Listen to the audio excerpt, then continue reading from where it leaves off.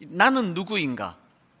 또 나는 어디서 왔고 어디를 향해 가고 있는가? 그러니까 이런 질문들을 그 정체성과 관련된 질문이라 그렇게 말합니다. 박선웅 교수가 쓴 정체성의 심리학, 이 제목의 책을 보니까요, 그 정체성에 대해서 이렇게 설명합니다.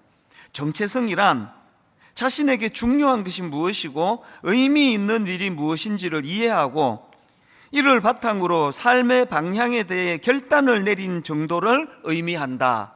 그렇게 그 정체성에 대해서 정의를 하고는 이 정체성이 잘 정립된 사람들이 어떤 사람들인가, 그들의 특징에 대해서 설명을 하는데요, 굉장히 흥미로웠습니다. 그 저자가 말하는 정체성이 잘 형성된 사람 첫 번째 특징이 뭐냐 하니까, 이런 사람들은 이 영혼의 엑스레이 사진을 가지고 있는 특징이 있다. 굉장히 그 의미 있는 이야기 아닙니까? 엑스레이 사진이라는 표현이 말해주듯이 이 정체성 정립이 잘 된 사람은 겉으로 보여지는 껍데기가 아니라 그 내면의 중요함, 그러니까 자기 삶의 가치와 의미 부여가 잘 되어 있는 특징이 있다. 이걸 영혼의 엑스레이 사진으로 그렇게 표현을 했고요. 그런가 하면은 또 하나, 이 정체성 정립이 잘 되어 있는 사람들은 자기 삶의 목적지가 찍힌 내비게이션을 갖춘 사람이다. 이 표현도 되게 흥미롭지 않습니까? 이 초행길 인생인데 이 정체성 정립이 잘 된 사람은 자기가 나아가야 할 방향을 정확하게 알고 있다는 거예요. 그래서 이게 내비게이션이 장착이 되어 있는 그런 인생이다. 이런 설명을 하면서 그 책에서 그 수상록을 쓴 몽테뉴의 말을 인용하는데요, 저는 이 한마디가 굉장히 저에게 울림이 됐습니다. 화면으로도 이걸 좀 올려달라 그랬는데요, 몽테뉴가 한 말입니다.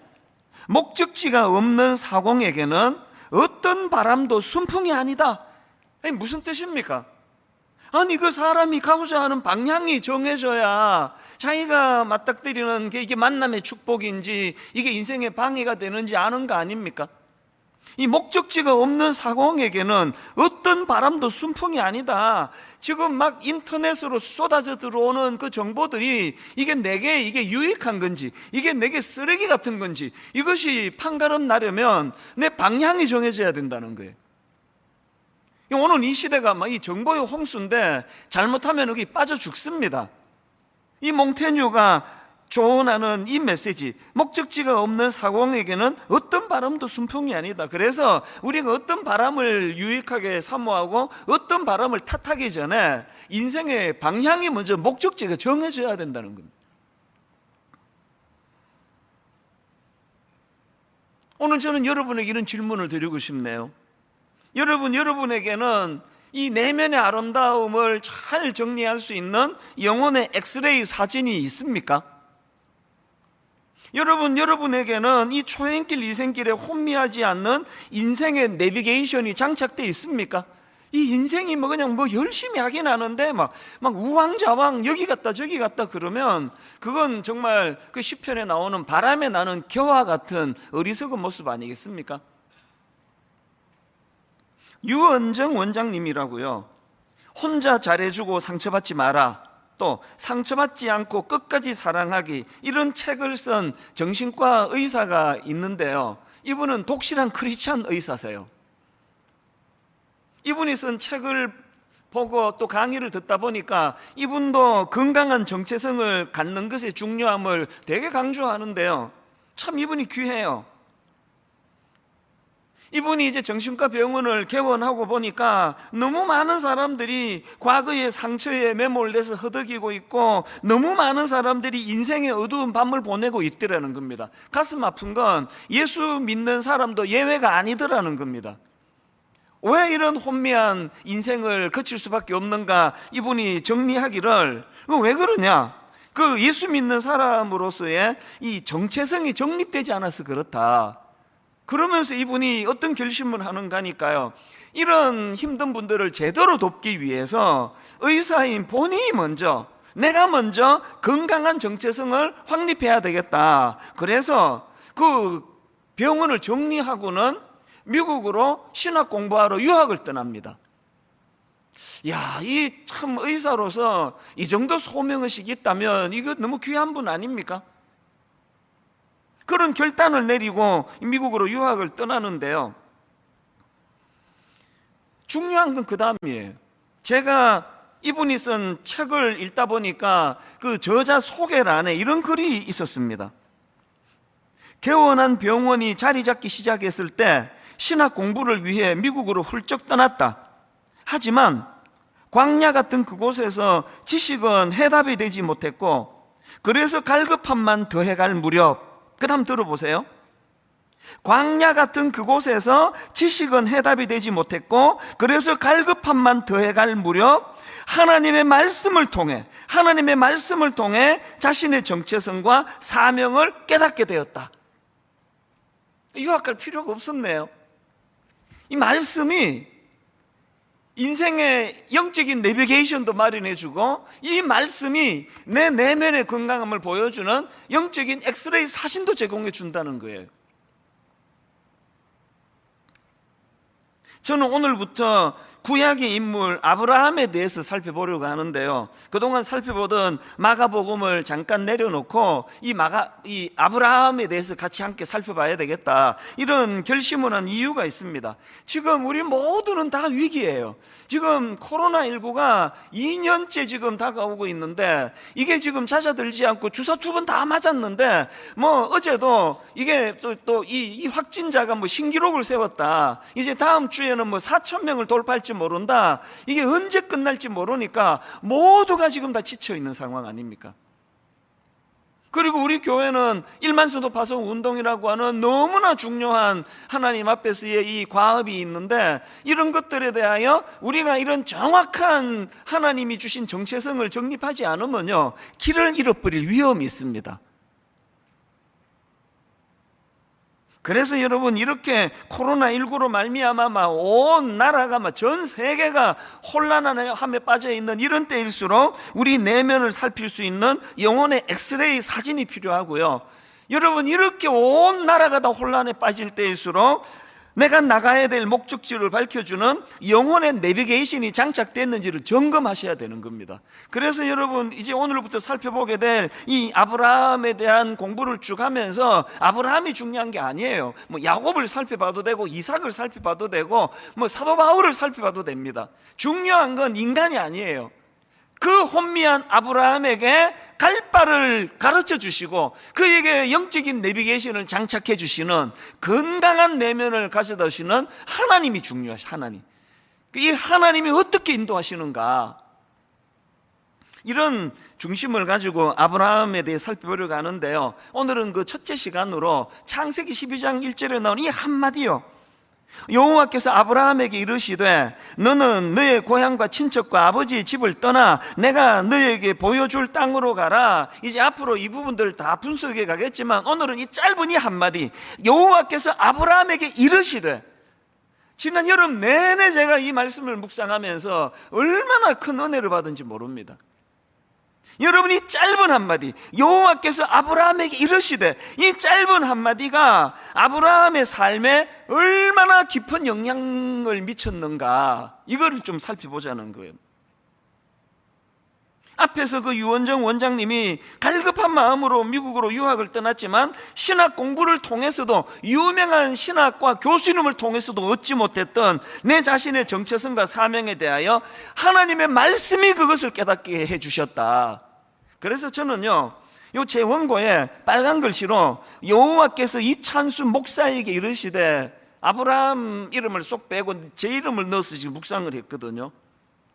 이제 이 아브라함에 대해 살펴보는 동안에 여러분 모두가 다 이런 욕심을 좀 내시면 좋겠습니다. 왜 아브라함만 그래? 여호와의 말씀이 이찬수 목사에게 이르시되, 여호와께서 어느 권사에게 이르시되, 여호와께서 어느 집사에게 이르시되, 청년에게 이르시되, 모두가 이런 마음의 소원을 가지고 미국 유학까지 갈 정도로 갈급했던 그 원장님이지만, 그런데 하나님의 말씀이 그에게 임하니까 내 이 정체성과 소명이 다 정리가 되더라. 이 부러운 일들이 여러분에게도 저에게도 그대로 일어나게 되기를 바랍니다. 이 소원이 우리에게 필요한 거예요. 그래서 오늘 첫 시간에 이 창세기 12장 1절에 나오는 여호와께서 아브라함에게 이르시되, 이 말씀에 대해 살펴보려고 하는데요, 저는 이 한마디에 담겨져 있는 파워, 이 힘, 그래서 여호와께서 아브라함에게 이르시되, 이 말씀에 담겨져 있는 두 가지 파워, 힘에 대해서 말씀을 드리고 싶은데요, 첫 번째 여호와께서 아브라함에게 이르시되가 주는 파워, 힘, 어떤 게 있습니까? 첫째, 혼란과 무질서를 잠재워주는 힘이 있다는 겁니다. 보통 아브라함 이야기 그러면 그거 창세기 12장부터 시작되지, 이렇게 생각하는 분이 많으시지만, 여러분 사실은요, 아브라함 이야기에서 빼놓으면 큰일 나는 게 오늘 보면 창세기 11장입니다 11장 27절부터 이거를 빼놓고 아브라함을 먼저 들어갈 수가 없습니다. 왜 그러냐? 제 의미를 제가 가르쳐 드릴게요. 자, 창세기 11장 27절, 데라의 족보는 이러하니라. 데라는 아브라함의 아버지거든요. 그러니까 데라의 족보는 이러하니라, 이게 또 아브라함의 족보. 저는 이 데라의 족보, 아브라함의 족보를 읽으면서 마음이 너무 슬퍼요. 인간의 한계를 저는 여기서 발견을 합니다. 자, 그 뭔 소리냐? 자, 먼저 창세기 11장 27절 28절입니다 데라의 족보는 이러하니라. 데라는 아브라함과 나홀과 하란을 낳고 하란은 롯을 낳았으며, 하란은 그 아비 데라보다 먼저 고향 갈대아인의 우르에서 죽었더라. 인간 족보의 역사에 첫 번째 나오는 게 너무 가슴이 아파요. 아버지보다 먼저 죽은 자식. 여러분, 아비로서 이것보다 더 슬픈 일이 있겠습니까? 이것보다 더 절망이 있겠습니까? 데라의 족보의 첫 번째 기록이 아버지보다 먼저 죽은 자녀가 거기에 등장을 하네요. 두 번째로 등장하는 게 30절입니다 사레는 임신하지 못함으로 자식이 없었더라. 여러분, 지금 이 본문 이 구절 바로 앞에 나오는 바벨탑 사건 기록 바로 그 다음 나오는 이 셈의 족보에 보면은 계속해서 낳았고 낳았으며 낳았고 낳았더라, 이게 계속 나오는 그 기록 다음에 아브라함의 아내 사라는 요즘으로 말하면 난임, 아기를 가질 수가 없습니다. 결핍. 이게 인간의 역사 아닙니까? 가장 비참한 거는 32절에 나옵니다. 자, 31절부터 보십시오. 데라가 그 아들 아브라함과 하란의 아들인 그의 손자 롯과 그의 며느리 아브라함의 아내 사레를 데리고 갈대아인의 우르를 떠나 가나안 땅으로 가고자 하더니, 하나님이 주신 목적지는 가나안이에요. 그런데 가나안 땅으로 가고자 하더니 하란에 이르러 거기 거류하였으며, 데라는 나이가 205세가 되어 하란에서 죽었더라. 지금 목적지는 가나안인데 그 도중에 엉뚱한 대로 새버린 거예요. 그렇게 허송세월하다가 그렇게 인생을 끝내버린 그 역사가, 이게 데라의 족보입니다. 데라의 족보. 이게 우리의 모습 아닙니까?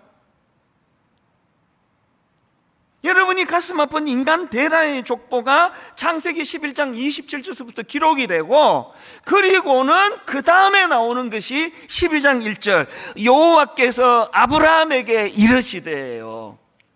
이 모든 혼란을 잠재워주는 차원의 하나님의 말씀. 제가 이 12장 1절 말씀의 의미를 좀 다각도로 살펴보려고 여러 책도 구해보고 논문도 또 살펴보고 그러다가 구약학 김재구 교수가 쓴 논문 하나를 발견했는데요, 그 논문에 나오는 도표 하나가 얼마나 제 마음을 명쾌하게 했는지 모릅니다. 그 교수님이 쓴 그 도표를 보니까요, 이 한쪽은 지난주에 살펴보았던 바벨탑 사건 이후에 언어의 혼란과 흩어진 그 비참한 상황을 먼저 비교하고, 그 다음에 창세기 1장 1절에 나오는 하나님의 천지 창조를 가지고 비교를 했는데요, 자, 먼저 하나님의 창조, 창세기 1장 1절과 2절을 보십시오. 태초에 하나님이 천지를 창조하시니라. 땅이 혼돈하고 공허하며 흑암이 깊음 위에 있고. 지금 성경은요, 하나님의 창조 사역 이전의 상태를 혼돈과 공허와 흑암이 깊은 상태라고 이야기합니다. 방금 우리가 봤던 창세기 12장 1절에서의 여호와께서 아브라함에게 이르시되, 이 하나님의 말씀이 선포되기 이전에 데라의 족보, 아브라함의 족보가 바로 이게 바로 혼돈과 공허와 흑암의 상태 아닙니까? 하나님 없이 우리 지혜로 바벨탑을 쌓을 수 있다, 그런 악한 시도를 행하다가 언어가 혼란을 겪고 흩어짐을 당하는 그 상태가 바로 혼돈과 공허와 흑암의 상태 아니냐고요. 제가 이 창세기 1장 2절 말씀을 예전에 한번 다루었던 기억이 있는데요, 예레미야 4장 22절을 보십시오. 내 백성은 나를 알지 못하는 어리석은 자요, 지각이 없는 미련한 자식이라. 악을 행하기에는 지각이 있으나 선을 행하기에는 무지하도다. 왜 그런가 봤더니 23절, 보라 내가 땅을 본즉 혼돈하고 공허하며 하늘에는 빛이 없으며. 지금 이스라엘 백성들이 엄청난 타락의 상태인데, 그 타락의 상태를 보니까 하나님이 천지를 창조하시기 이전의 상태, 혼돈하고 공허하며 하늘에는 빛이 없는 상태더라는 겁니다. 왜 이스라엘 백성들이 타락할 수밖에 없었다고요? 겉으로 보기에는 껍데기는 선민이라는 그런 긍지를 갖고 있었지만, 사실은 그들의 실제 상황은 하나님의 창조 이전 혼돈과 공허와 흑암의 상태에 놓여 있었기 때문이다. 이거 우리도 마찬가지 아닙니까? 이력서에다가 기독교 종교를 안에 그렇게만 쓰면 우리가 혼란이 없고 혼돈이 없는 그런 하나님의 자녀가 되는 겁니까? 아니 여러분, 예수 믿는데 아니 왜 자꾸 이렇게 인생이 허무한 거냐고요. 아니 여러분, 분명히 예수 믿는데 왜 인생이 하나님의 창조 이전과 똑같이 혼돈과 공허와 흑암이 깊은 그런 상태에 빠지느냐고요. 체리 힐이 쓴 공허함이라는 그 책에 나오는 이 표현이요, 이 땅을 살아가는 우리 인생에게 불쑥불쑥 찾아오는 불청객이 두 가지가 있는데, 하나는 감기고 또 하나는 공허함이다. 아니 예수 믿었는데 이제 하나님이 나를 인도하시는 내 아버지가 되셨다 고백하는데, 어떻게 감기는 어떻게 할 수 없다 치더라도 어떻게 공허함이 내 인생에 지멋대로 불쑥불쑥 찾아오는 불청객이 되도록 방치할 수 있느냐는 겁니다. 왜 이런 허무함이 밀려온다고요? 지금 하나님은 가나안을 목적지로 가라고 그렇게 인생의 내비게이션을 장착해 줬는데, 지금 우리는 하란이라는 엉뚱한 곳에 기웃거리고 있어서 그런 거 아닙니까? 인생이 혼란스러우세요? 막 공허하세요? 지금이야말로 창세기 12장 1절 말씀이 들려줘야 될 때입니다. 여호와께서 누구누구에게 이르시되. 근데 여기서 한 가지 흥미로운 게 있는데요, 자 다시 이제 그 천지를 창조하시던 창세기 1장으로 가시는데요, 자 창세기 1장 3절입니다. 하나님이 이르시되 빛이 있으라 하시니 빛이 있었고. 여러분 여기에요, 하나님이 이르시되 빛이 있으라 하시니 빛이 있어, 하나님의 창조 사역이 시작이 됐는데, 여기 나오는 하나님이 이르시되 할 때 이르시되가 히브리어로 아마르예요. 그런데 중요한 게 뭐냐, 하나님이 그 흑암과 그 혼돈과 공허 속에 빠져있던 그 세상을 창조하실 때 사용하셨던 아마르, 이르시되, 이게요 그 혼란한 데라의 족보가 기록된 11장이 끝나자마자 나오는 12장 1절에서 여호와께서 아브라함에게 이르시되, 여기 나오는 이르시되가 이게 히브리어로 아마르예요.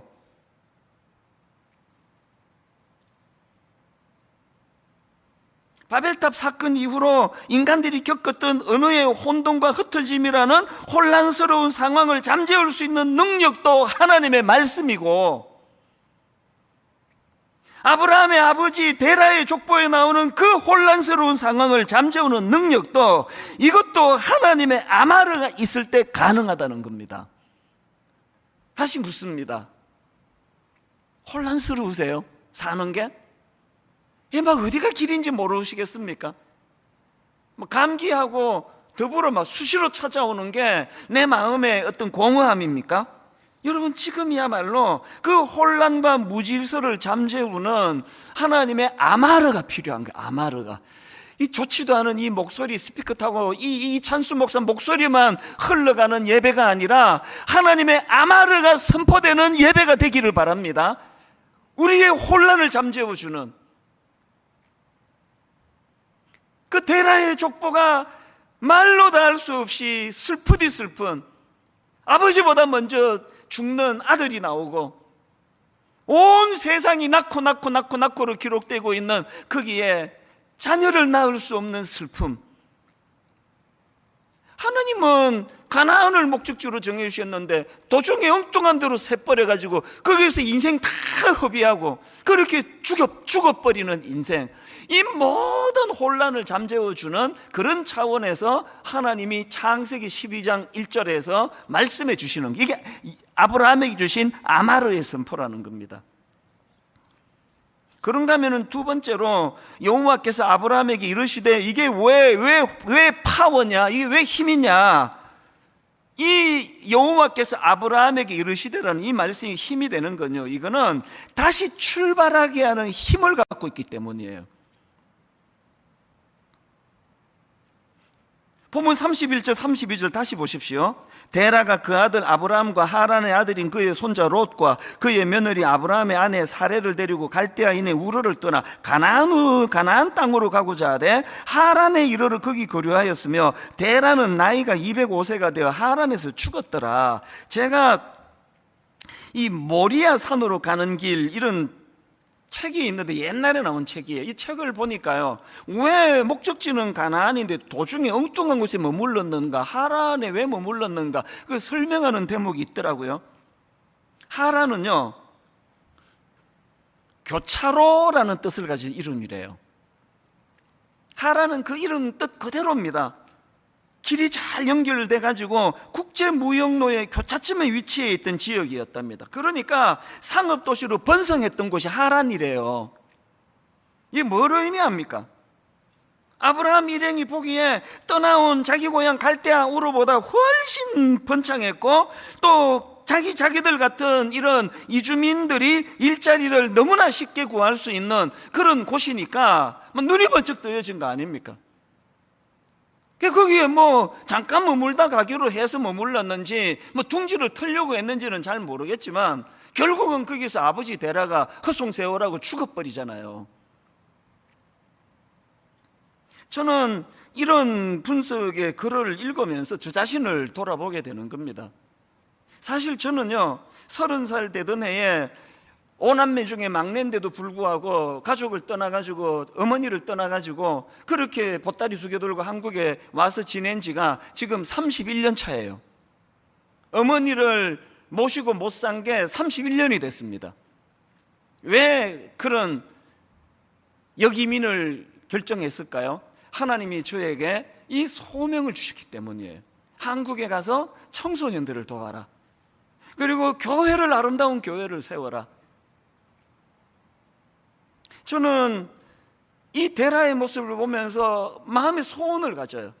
하나님, 그렇게 이민 생활을 끝내고 모든 가족을 떠나 그렇게 하나님 말씀대로 한국에 돌아왔는데 제 인생의 마지막이 하란이 아니기를 바랍니다. 하나님, 내 사역의 마지막이, 내 은퇴하는 그 순간에 봤더니 화려한 하란에 서 있어요. 그럼 내 인생은 실패하는 거 아닙니까? 하나님, 내 인생의 마지막이, 하나님, 내 목회의 마지막이 가나안의 위치에 있기를 바랍니다. 근데 여러분, 여기서 중요한 게 하나 있는데요, 지금 창세기 12장 1절을 살펴보고 있는데 여기에서의 부르심은요, 두 번째 부르심이라는 거예요. 이게 굉장히 중요한 포인트인데요. 자, 사도행전 7장 2절부터 한번 4절까지 보십시오. 스데반이 이르되 여러분 부형들이여 들으소서. 우리 조상 아브라함이 하란에 있기 전 메소포타미아, 이 갈대아 우르거든요, 메소포타미아에 있을 때에 영광의 하나님이 그에게 보여 이르시되 내 고향과 친척을 떠나 내가 너에게 보일 땅으로 가라 하시니 아브라함이 갈대아 사람의 땅을 떠나 하란에 거하다가 그의 아버지가 죽음에 하나님이 그를 거기서 너희 지금 사는 이 땅으로 옮기셨느니라. 그러니까 아브라함이 고향인 갈대아 우르에 있을 때 하나님이 1차로 그를 부르셨어요. 그 부르심에 순종해서 목적지를 향해 나가다가 도중에 하란이라는 화려한 도시에서 그냥 거기에 머물러 있게 됐습니다. 그랬더니 12장 1절에서 하나님이 2차로 그를 부르시는 거예요. 너 뭐하니 지금 거기서? 그래서 다시 목적지를 향해 가나안을 향해 나가게 되는 게 그게 12장 1절입니다. 이 말씀이 저에게 왜 중요한 의미를 가져다 주는지 아십니까? 여러분, 제가 앞에서 말씀드렸잖아요. 제가 이민 생활을 끝내고 저 혼자서 가족을 떠나 한국으로 돌아올 때 저의 목적지는, 하나님이 지정하신 목적지는 가나안이에요. 그랬는데 여러분, 분당 우리 교회를 개척하고 처음에는요, 이렇게 큰 교회는 꿈꾸지도 않았고 원하는 바도 아니었습니다. 그래서 옥하는 목사님이 100%를 물질적으로 경제적으로 지원해 주는 분리개척 1호로 정해 주셨음에도 불구하고, 백지 수표를 주셨음에도 불구하고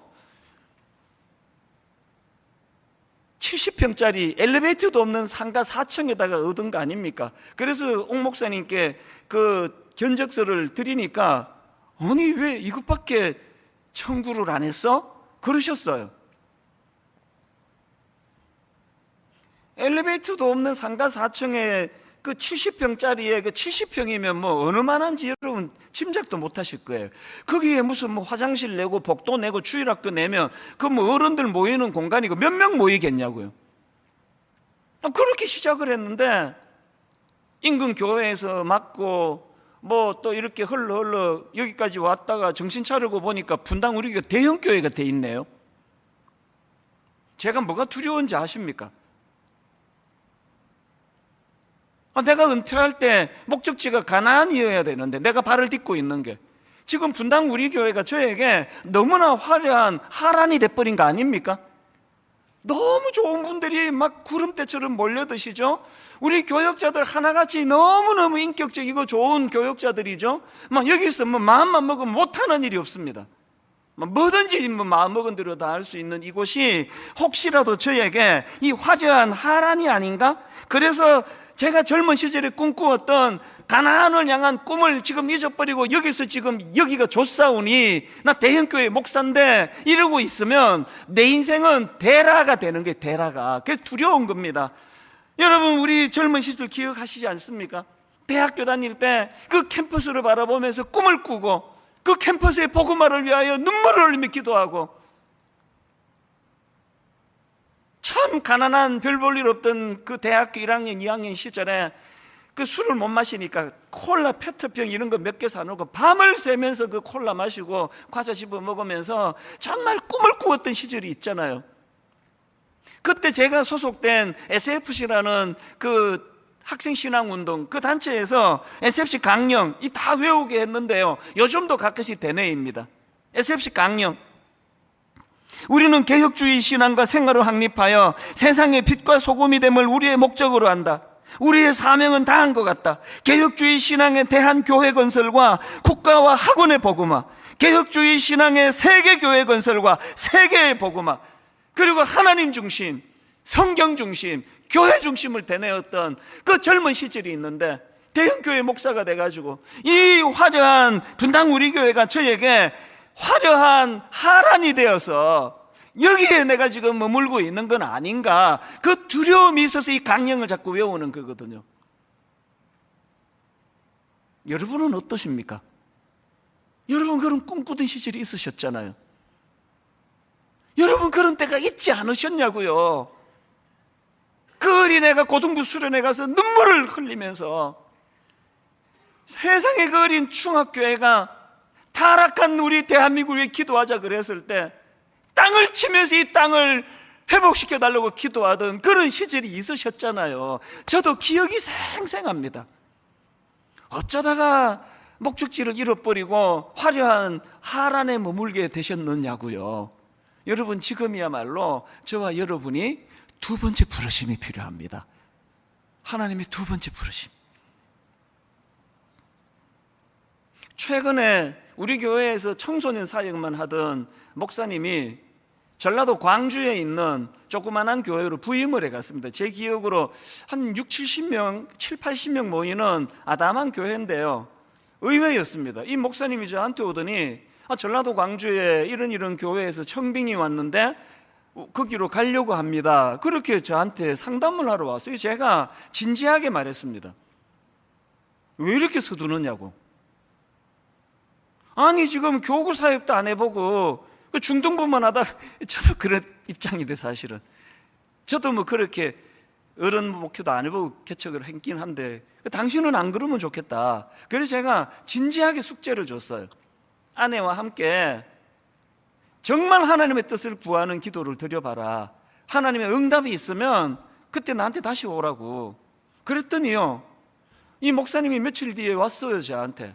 그러면서 고백하기를, 사실은 목사님, 그 광주에 있는 그 교회가 청빙을 해서 제가 가는 게 아니고요, 바로 그 이전서부터 마음에 갈급함이 생겼어요. 그래서 아내와 함께 기도하고 있었대. 무슨 기도했느냐? 분당 우리 교회 자기가 10년 차인데요, 이게 지금 너무 편하고 너무 화려하고 너무 안주하기 쉬운 교회에 있는 거 아닌가, 그 마음에 부담이 있어가지고 아내와 함께 기도하고 있던 중인데, 그 기도를 시작하고 얼마 있지 않아서 그 교회에서 청빙이 와서 이건 하나님 뜻이다, 우리가 그렇게 받게 됐습니다.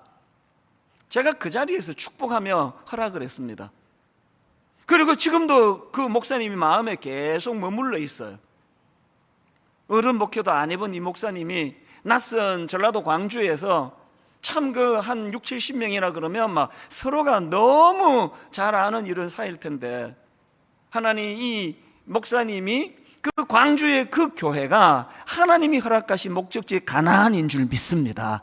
이 꿈을 가지고 있다면 위치가 필요합니까?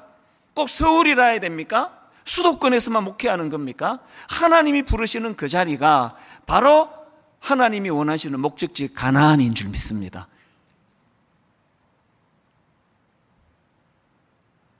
얼마 전에 대구로 부임해 간 그 목사님도 마찬가지예요. 제가 내부 15명, 외부 15명 할 때 15명을 뽑았으면 이 목사님 이름이 들어갔죠. 그러나 제가 함부로 할 수 없으니까 전체 교역자들에게 1년에 걸쳐가지고 5번에 걸쳐서 10명씩 후보자 이름을 기도하면서 써내라고 그렇게 결정이 됐더니, 이게 사실은 좀 공정하지 못하잖아요. 청년부 오래 하고 있고 그러면 잘 몰라요, 서로가.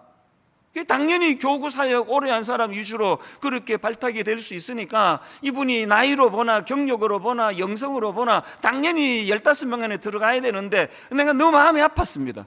이름이 빠져 있는 거예요. 그런데 내가 깜짝 놀랐던 건 이분의 진가를요, 그 다음에 알게 된 겁니다. 하나도 흔들리지 않고 하는 이야기가, 목사님 하나님의 뜻인데 진짜 기도해야 되는 건 15명 안에 들어간 그 목사님들입니다. 얼마나 양상이 복잡해지겠냐고, 기도하겠다고. 그래서 제가 대구의 그 교회 청빙 공고가 청빙했을 때 제가 자신 있게 이 목사님을 내가 추천한 거예요. 한 번씩 연락이 와요. 한 번도 경험해보지 못한 낯선 땅 대구에서, 아내도 사모님도 대구가 고향이 아니고 이 목사님도 경상도가 고향이 아닌데, 그 낯선 땅 대구에서 안쓰럽잖아요. 한 번씩 연락 올 때마다, 오늘 본문으로 빗대어 설명을 하자면, 하나님께서 나에게 허락하신 가나안이기 때문에, 이곳이 나의 목회지이기 때문에 너무나 감사하게 행복하게 사역하고 있습니다. 여러분, 한국 교회가 뭐 변질했고 타락했고 이런 소리 많이 하지만요, 그렇지 않습니다. 곳곳에 참 하나님 맡기신 그 사명을 따라 이곳이 나의 가나안입니다, 눈물로 고백하며 그 자리를 지키는 주의 종들이 얼마나 많은지 모르고, 그런 종들을 위하여 기도로 후원해야 되는 책임이 있다는 거 기억하시기를 바랍니다. 오늘 결론을 이렇게 내리기 원합니다. 여러분, 그 스티브 잡스가 스탠포드 대학교 졸업식 때 했던 그 축사, 유명하게 떠도는 축사 중에 한 대목을 읽어드리고 말씀을 마무리하려고 하는데요, 스티브 잡스가 대학 졸업생들에게 이렇게 말했습니다. 여러분의 삶은 한정되어 있으니 다른 사람의 삶을 살면서 여러분의 삶을 낭비하지 마세요. 여러분의 삶은 한정되어 있으니 다른 사람의 삶을 살면서 여러분의 삶을 낭비하지 마세요. 스티브 잡스를요, 이 연설을요, 오늘 본문에 빗대 갖고 제가 해석을 해보니까 딱 이겁니다. 엉뚱한 하란에서 세월 낭비하지 말고, 겉으로 화려해 보인다고 거기에 취해 있지 말고,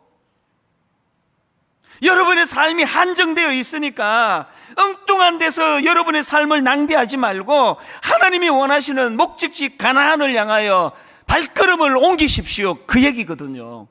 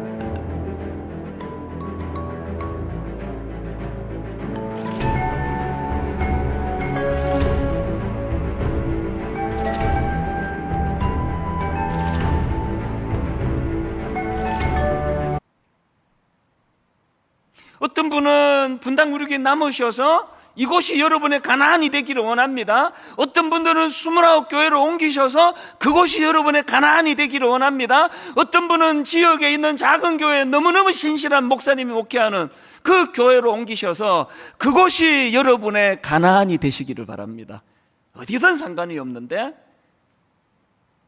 하란은 더 이상 곤란합니다. 내가 좋아서 있는 그곳, 화려해서 매력이 있어서 그렇게 데라처럼 비참하게 인생을 끝내는 그런 삶이 아니라 하나님이 우리 허락하신, 그래서 저는 지금도 꿈꾸며 기도합니다. 아버지, 저의 목회의 마지막이 화려한 하란에 머무는 것으로 끝나는 것이 아니라 가나안의 내 인생의 마무리가 되기를 원합니다.